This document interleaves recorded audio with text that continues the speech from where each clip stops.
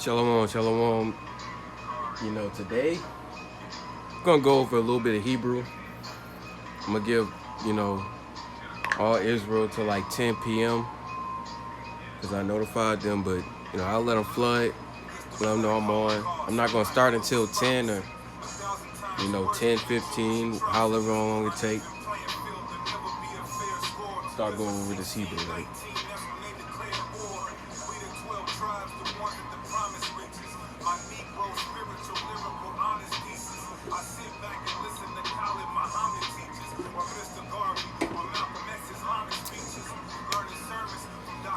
One thing I've noticed, doctrine, scriptures, we all can argue over. But if I write a Hebrew character, ain't no arguing that. I do love, camps, but sometimes all Israel need that middle ground. And, Most High willing that Hebrew's middle ground for us,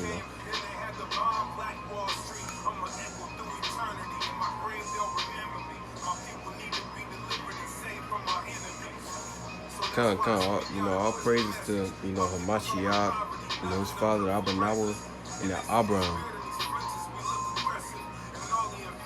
Because he's the one we got the blessings from. So, the Hebrew we're going to be learning is the Canaanite Phoenician. I can do the Masoretic, but the Canaanite Phoenician, or the Phoenician, the Assyrian Hebrew right here, the Canaanite Phoenician, it looks like, it's like pictographs. It looks like, the little man with his hands up is the high. You got the actual cow. You got the actual eye. And it kind of looks like caveman drawings. But, maybe later on, and, if I keep doing these lessons, I'll go over different types of Hebrew or Hebrew characters. Most of the sounds are the same for the most part until you start getting into the, when you start getting into like the modern Hebrew, when they add the vowels and the vowel points. But when they deal with the Canaanite Phoenician, which I'll show you, and the Syrian captivity, it doesn't change, right? So this right here is the lexicons, and you have different type of characters that deal with the Hebrew, but majority of the time you still have the same sound. So when you deal with this and other Hebrew characters, most of the time they have the same sound. So while I'm giving, brothers and sisters about 7 minutes, maybe 10 more minutes, I'll go over certain characters. They just buy time, right?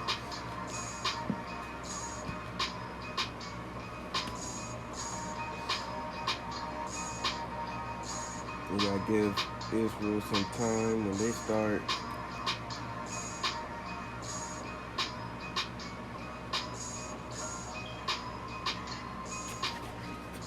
So I'm gonna show you right here, right? This is the Syrian captivity, right? This is what we're gonna go over. This is the, this is the earliest Syrian, and this right here, where is it at? We're gonna start seeing all these characters, right? So we're gonna go into the middle, right here, the middle captivity. All this, when you start getting into the modern, right here, the modern alphabet, that's when they start changing vowels and letters, and they start adding vowel points. For example, when you look at, where is it? When you look at wa, right? Wa is a peg, right? So when you go over here and you look at wa, it really doesn't change too much, right? People say it's va, but over here is wa, right? So over time in history, instead of wa, it's oo. They changed it to oo, o, and va, right? So that's when you start getting into the modern, things start changing. So when you deal with the early and the pictograph, like I was saying, it doesn't change. That's a literal cow right there, and the sound's the same. It's ah. And then when you look at this right here, at the it doesn't really change. It kind of keeps staying the same, right? It looks like a if you ask me, right? But it comes from this right here. Now, when you deal with the middle, some of the middle that we're dealing with is a little mixed up, but for the most part, it's the paleo. So when you deal with the paleo early, like the early, the late, and the middle, it doesn't change. So until when you get into the modern, that's when they start changing things, like the wa, which is a peg, right? So wa is right here. And just in case you can't see that,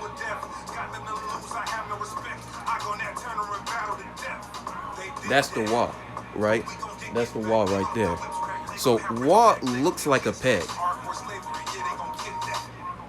and it's just wa. That's it. It's wa, right? So W-A. Maybe I should write it on this side because it kind of looks backwards the way I'm seeing it. But most part, early Hebrew, the Canaanite, when you deal with the pictographs, the Canaanite, which kind of looks like this. This is the Canaanite Phoenician, right? And this is Ha, right? So that's the Canaanite Phoenician right there. That's Ha. So Ha in the, it still has the same sound as Ha, but it has a different character. So when you deal with, the early and the middle, like I showed you, and the late, it still has the same sound. So those three characters you can do. You can interchange them, they'll still have the same sound, but when you get into the modern, that's where sound starts to change. So I'm going to show you the middle Ha, right? This is the middle Ha.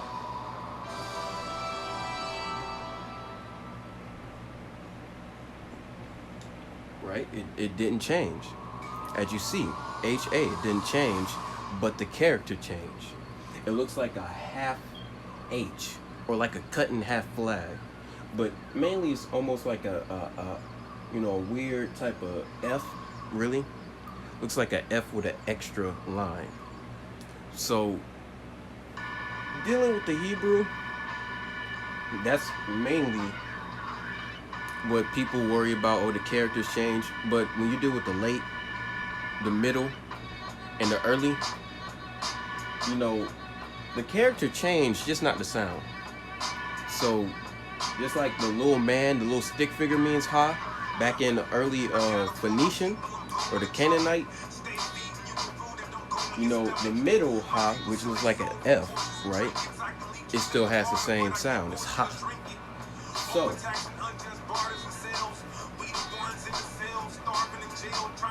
we'll start getting to, since it's around 10 o'clock, we'll start getting straight into the names of the letter, right? So the first letter of the Hebrew alphabet, which is right here, it looks like a cow. It looks like a calf head, but for more, like Israel, since we're in captivity, it looks like an A. It looks like a sideways A, right? So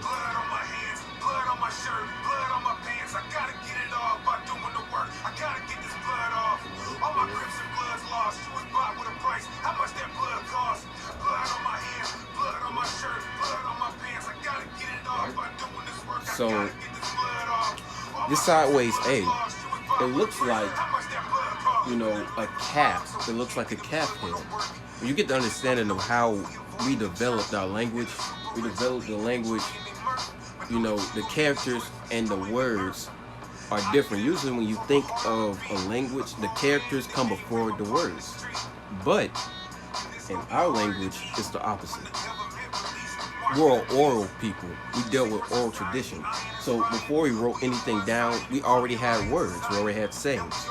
So we developed characters according to certain words. So a word that developed the character Aleph was the word Aleph, right? Aleph means cattle. And when you look at that, and you turn it sideways, and I'll show you once I erase this real quick.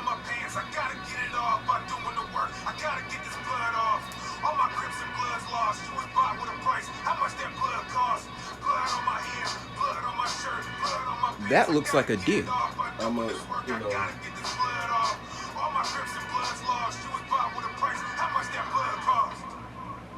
Right, I exaggerated it more, right? It looks like a deer. It looks like a deer, a cow. So that's where it developed from, right? So a lot of these Hebrew characters, they were developed from a word. So the word that developed the first letter, Aleph, right? That's where, America gets their alphabet. They got alphabet, but we have Ahalph-bet, right? So Aleph is the first letter of the Hebrew.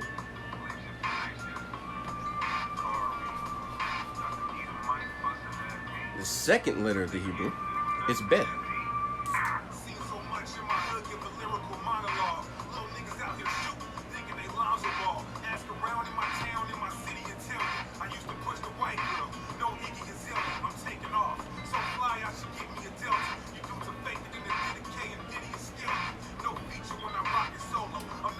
So this is Bet. So this is where you get the understanding from the word Ahalph-bet. So we do it Ahalph-bet. That's where they got it from. The heathens, they love taking everything from us, even the characters. When you start going into the Greek took the first three characters. When you think of the first three characters of the Greek language, you think of alpha, beta, gamma. And when you deal with the Hebrew, it's Aleph, Bet, Gam. And you see they did that very deliberately. They take everything that's out.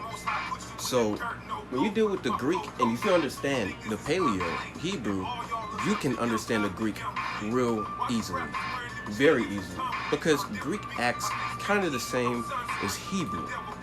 It's really Latin, and if you know Latin, you can know Greek well as well.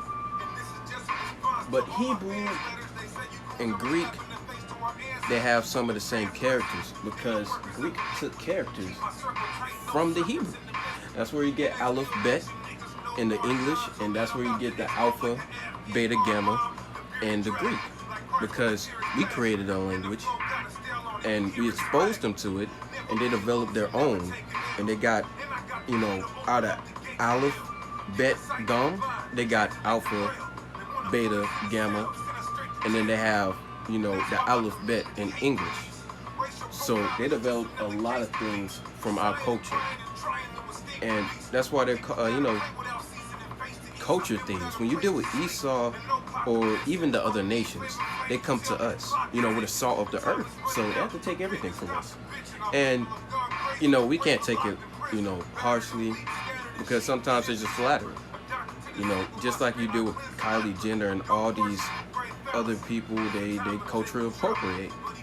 A cultural appropriation is nothing different. It's the same thing that goes on through the earth. There's nothing new under the sun. So it's going to be a lot of cultural appropriation dealing with us and our people, right? So that's bet, right? And let's see if I can find the meaning of bet. Just like, most characters, not all characters of the Hebrew language have a meaning, but most characters do. Right?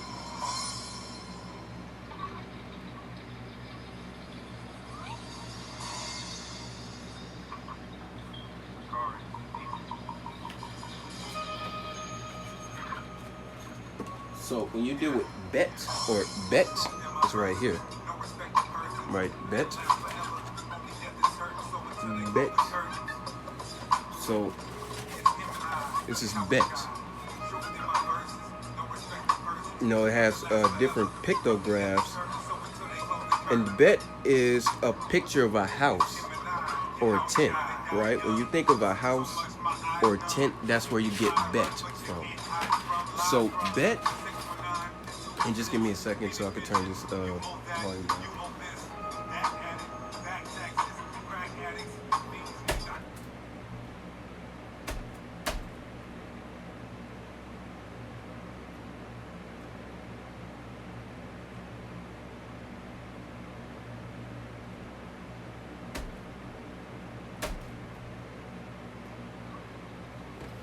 So I could turn that down to make sure everyone can hear me, right?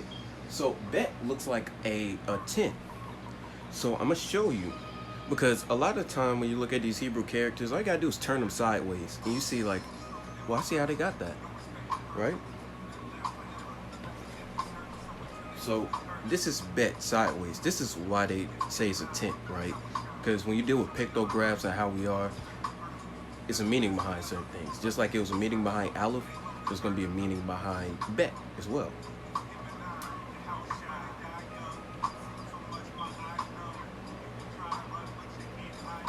So when you look at bet, bet looks just like a tent. It doesn't take, much to say, well, but that looks like a tent, right? So that's where bet was developed from, right? The tent. It looks just like that. All you have to do is turn it sideways, right? So let's go to the next Hebrew letter, right? So when you deal with this, like the third Hebrew character, which is Gam.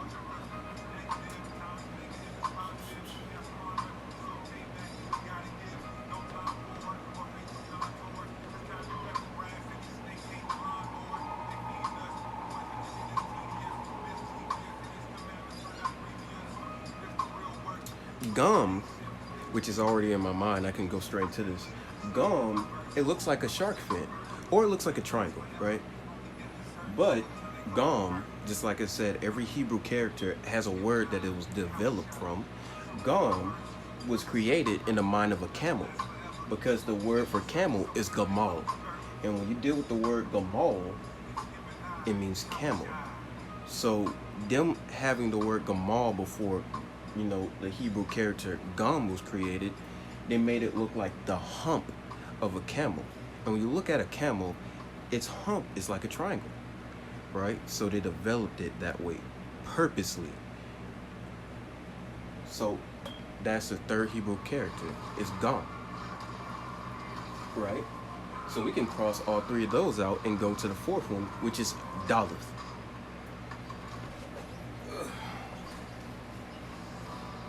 So Daleth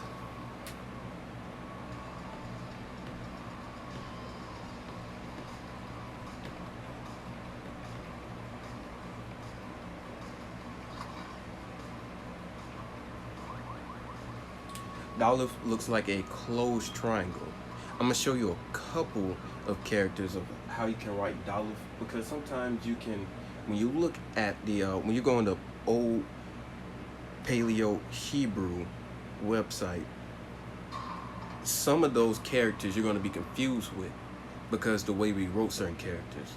So back then, when you look at the Paleo Hebrew website, this is how we wrote Daleth. When you deal with the Canaanite Phoenician, you might, if you're not understanding of how they wrote things, you have to go and be exposed to how they write these things. If you're not exposed to how they write certain characters, you'll be confused easily, right? So the middle age character for Daleth, it looks like a triangle, or it looks like a short, it looks like a short P or a short puff. And short Raj, and I'm gonna show you, all right? So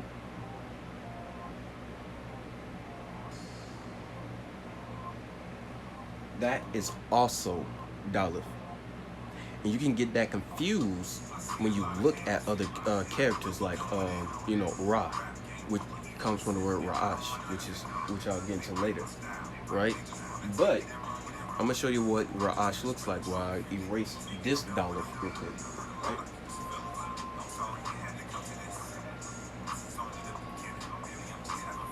Now the difference between those two is one line is shorter. So when you look at some of these words and you're like, you get confused quickly, easily dealing with these, right? So this is Daleth, but this is Ra for Ra'ash, right? So when I look at Ra'ash, I think of a elongated P, and Daleth looks like a short, a short head for Raj, right? It's just the short version of Ra'ash or Ra.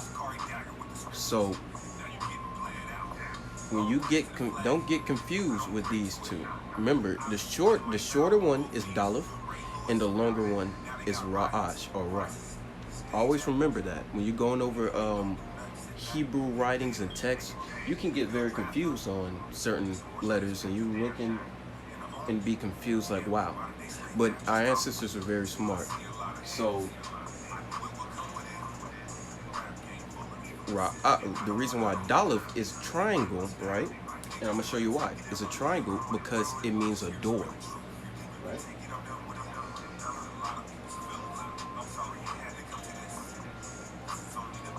So that looks like a tent door. Or I'll give you a better example, right?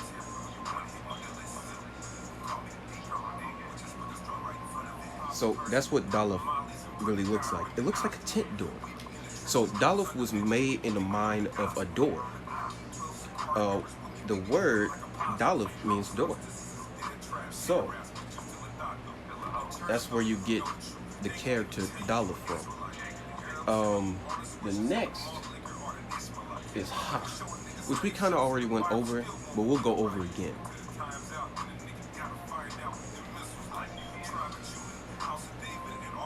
All right, we're going to develop the word letter Ha. We're going to look over it and see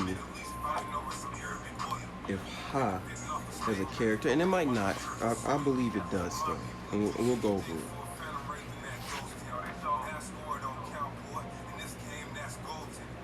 So this is Ha, or Hey, rather, it's Hey, actually, right? So let's go over Hey.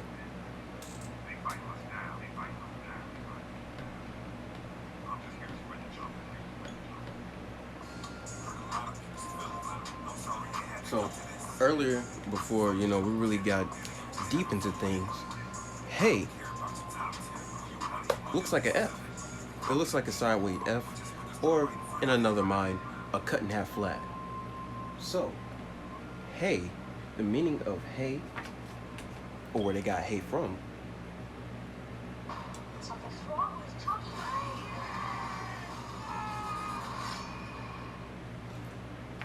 where they got the word Hey from, which I showed you. This is why sometimes it's better to go into earlier, because when you go into early, it'll show you blatantly where they got it from. But when you deal with the middle, you have to go back and study the early.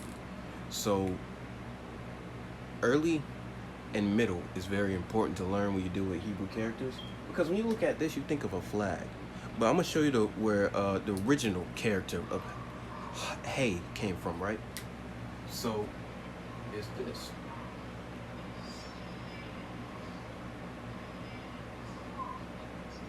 Hey was developed from that little man right there. It's a stick figure. So Hey was developed in the way of praise. And that's how you get the Lord's name. Right? You get his name from Hey. Two characters in the Lord's name when you deal with the Phoenician. It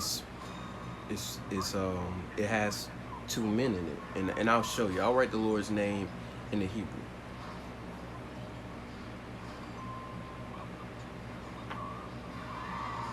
right?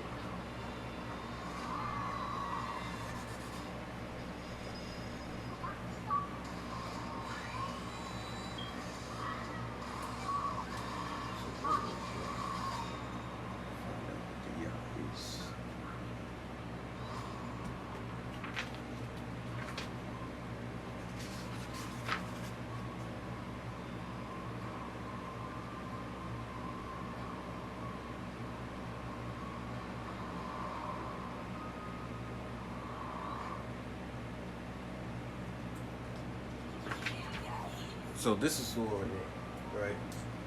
You have, right? You have Yah, Ah,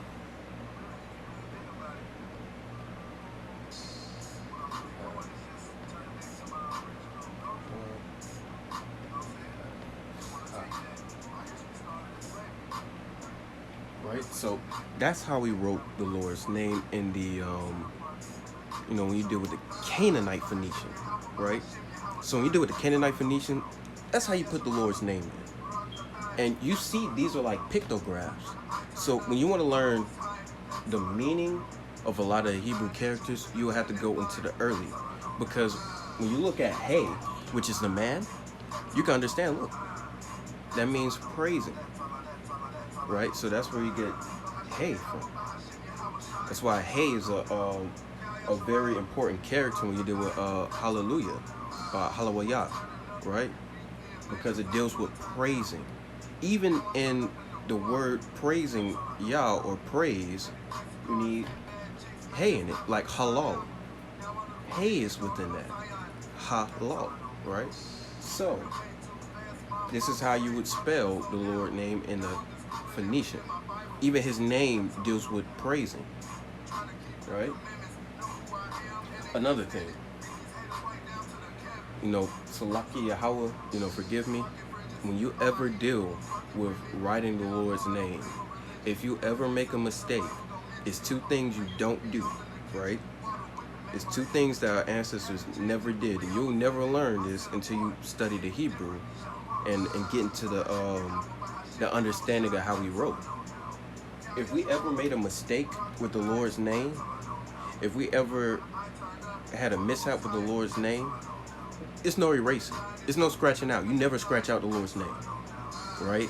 What they did is they hid the tablet. We mess up the Lord's name, we hid the tablet in the dirt. That's why we have a lot of our writings and a lot of the stones left, because that's how we treated the Lord's name. We had it with much regard and praise because we love the Lord. We wouldn't scratch his name out. So, Salaki Yahweh, for me erasing your name, it's all an edification. Right, so when you deal with the Lord's name, that's how you do it in the early Hebrew, right? So the early Hebrew is going to show you a better idea of why they made where the names develop the character. So Hey was a little wild dealing with the character. If you want to deal with the middle, sometimes when you deal with the middle, it's easier to just show like, oh, well, it looks like a door, it looks like a tent, it looks like a house, right? So like when you deal with bet, like I showed you, it's easy. You can see this is a house, right?